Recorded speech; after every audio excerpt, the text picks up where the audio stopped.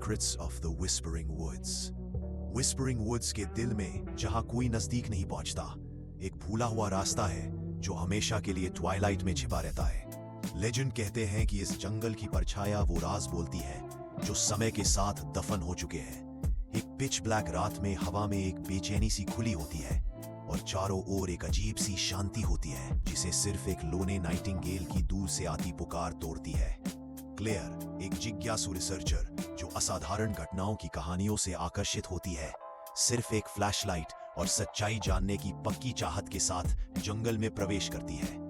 वह उस पर्दे के पार की दुनिया की एक झलक पाना चाहती है, एक ऐसी दुनिया जहां अंधेरे में राज फुसफुसाए जाते हैं। जैसे ही वह उस पुराने मिट्टी की पगडंडी पर कदम रखती है, एक हल्की सी सरसराहट शुरू होती है, जैसे हवा के साथ आवाजें बुनी जा रही हों।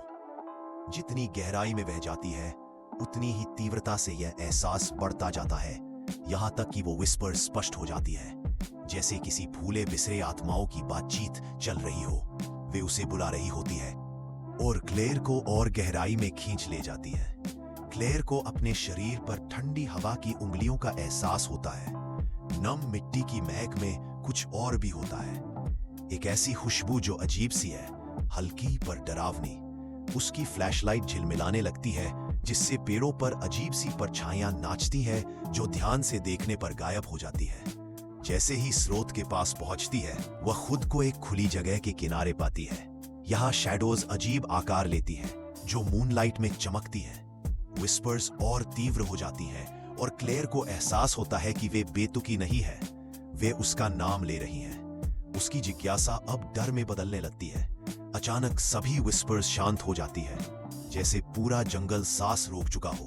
क्लेयर का दिल जोरों से धड़कता है। वह पीछे हटना चाहती है, पर उसके पैर जमीन से चिपक जाते हैं। एक शैडो, बाकी सबसे ज्यादा गहरी और साफ, आगे बढ़ती है। वह एक ऐसी आकृति बन जाती है जिसे क्लेयर समझ नहीं पाती। वह किसी और ही दुनिया का प्राणी था। डू यू सीक ट्रूथ्स और सीक्रेट्स बेस्ट लेफ्ट हिडन? वह पूछता है। उसकी आवाज जैसे हजारों विस्पर्स की गूंज हो। क्लेयर हकलाती है, उसका साहस टूटने लगता है। ट्रूथ्स, देन सी, वह कहता है।